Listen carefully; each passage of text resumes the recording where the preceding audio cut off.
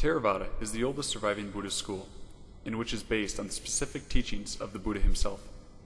Theravada Buddhism has been the predominant religion of Sri Lanka since its introduction in the 2nd century BC. In fact, the name Theravada can trace its name to Tamra Par Nia, which means the Sri Lankan lineage. The story of how Theravada Buddhism came to the island of Sri Lanka is well documented in the Great Chronicle of Sri Lanka, or otherwise known as the Mahavamsa.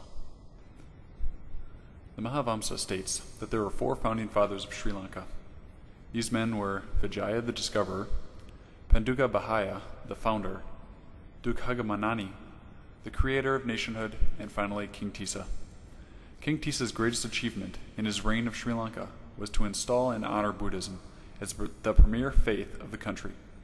He is also said to have invested Sri Lanka with a spiritual personality, or the equivalent of a soul.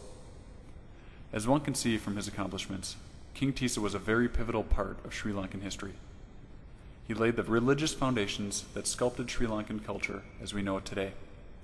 Theravada Buddhism has made its stay in Sri Lanka for hundreds of years, and the man who laid its foundations, King Tissa, is responsible for just that. The earliest settlers in written history of Sri Lanka were the Sinhalese people, who came from the kingdom of Anga in northern India.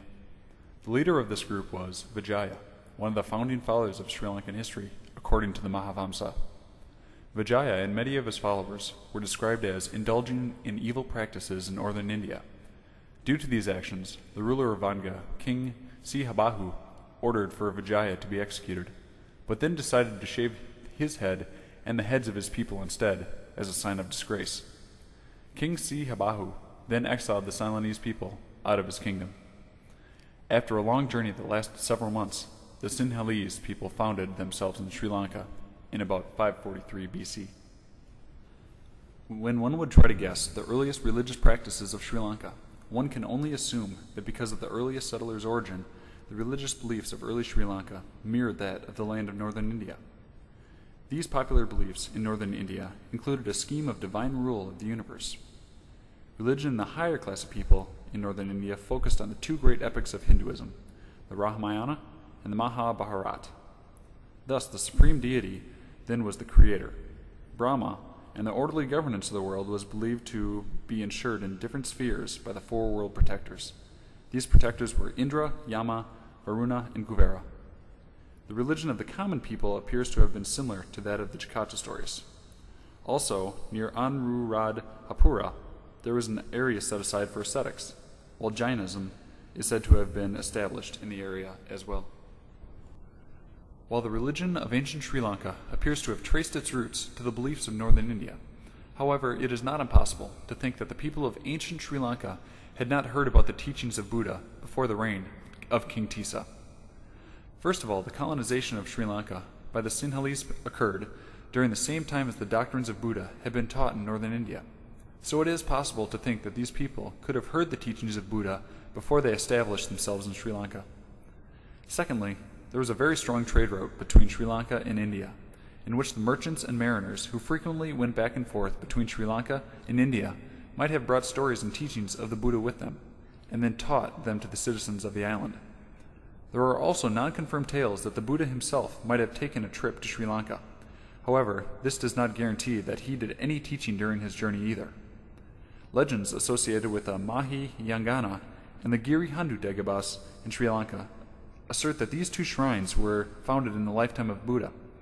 However, these legends are supernatural and mysterious, and cannot be regarded as historically correct. With all the different possibilities, there is a possibility that there could have been small pockets of Buddhism practicing citizens of Sri Lanka before King Tissa. This, however, cannot be proven because there are no monuments that have been found that can be ascribed to the date before the official introduction of Buddhism to the island by King Tissa. The story of how King Tissa established Buddhism as the official religion of ancient Sri Lanka begins with the great Mauryan Emperor Ashoka. Emperor Ashoka began his reign in 270 BC. After many conquests and ruthless battles, he began to be known to the Sinhalese as the Wicked. In fact, the legend of Ashoka says that he killed 99 of his brothers in hearing of his father's illness to make sure that he became master of the empire. Throughout his reign, Emperor Ashoka was part of many different conquests of many different kingdoms. However, his conquest of Kalinga in 265 BC was the bloodiest of all. This war recorded that over 150,000 people were captured and over 100,000 people died. After seeing the ramifications of this massacre, Emperor Ashoka broke down and began searching for the purpose of his life. One tradition states that he found his answer in Buddhism from a monk named Upagupta. However, this idea cannot be confirmed. The generally accepted view among historians holds that Ashoka was just attracted to Buddhism because of the ramifications of the Kalinga War. However it may have happened, Emperor Ashoka's conversion to Buddhism changed his vicious reputation as well as how he ran his empire. During the latter part of his reign, he had official documents on morality written, renouncing war altogether. His new style of leadership also included distributing medical aid, planting trees along roadsides, and prohibiting the slaughter of animals, which once again shows that once he received Buddhism as a way of life, he became a more compassionate man and a more compassionate ruler. King Tissa, or Devanampiyatissa Tissa, in which he will be named later by his friend King Ashoka, was born a grandson of the great Panduka Bahaya and the son of Muttasiva. Although King Muttasiva is said to have had 10 sons, Tissa was given reign of Sri Lanka after his father's death.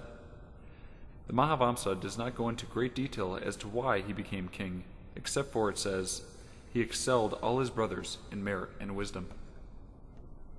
During King Tissa's reign, many miraculous things came to pass, as is told in the following excerpt of the Mahavamsa.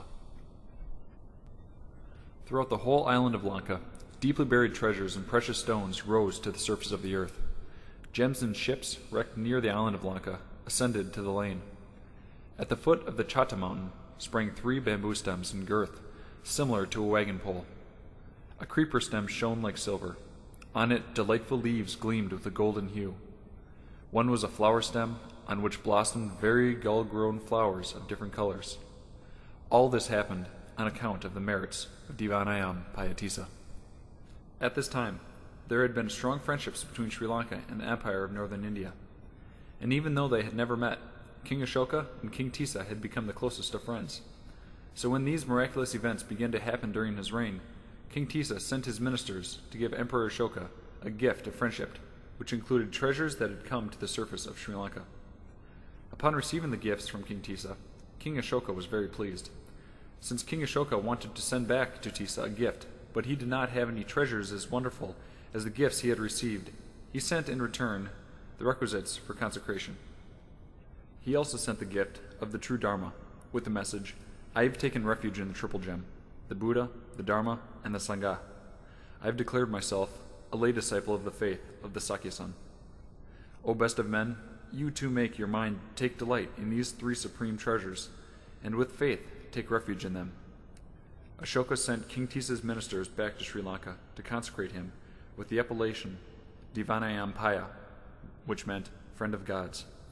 Ashoka also promised that he would send his son Mahinda to meet King Tissa and preach the doctrine of Buddha as a true sign of friendship and a desire to be helpful. As a few years had gone by, now named Devanampiyatissa Tissa was out hunting 8 miles east of the great capital, Anuradhapura, when he saw a beautiful elk grazing on the field. Since it was not custom to fire upon a stationary animal, the king twanged his bowstring to get the elk on the move. When the elk heard the sound, it ran off into the forest, where it seemingly disappeared. After looking for the animal for some time, King Tissa became startled when he saw a man in a bright yellow robe. Intrigued by the man, King Tissa went over to him and asked, Who are you? The man in the yellow robe said, Come over here, Tissa. As soon as he heard his name, King Tissa remembered what his friend King Ashoka promised, to send his son Mahinda to preach to him the ways of the Buddha. Immediately, Mahinda began to ask King Tissa questions to assess his intelligence. After answering Mahinda's 7 questions, Mahinda was quite pleased with Tissa, and then began to preach one of the Buddha's sermons, the Kula Hat Hip Adopana Sutra. This sutra gave a clear description of the Buddha, Dharma, and Sangha. It described the simple and holy life of the Bhikkhu and contained all the principal teachings of the Buddha. Tissa listened very intently to the newfound preaching and wasted no time embracing the ways of the Buddha. He then proclaimed that Buddhism would from then on be the religion of Sri Lanka. King Devanampiyattissa's first act as a newly reformed Buddhist king was to establish that the first duty of every monarch should be to take care for the Sangha and foster Buddhism as the official religion of the island kingdom of Sri Lanka. When one thinks about Buddhism in Asia, one generally thinks about all the many statues of the Buddha, the spacious lodgings for the priesthood, and the enormous dagobas that scatter the Buddha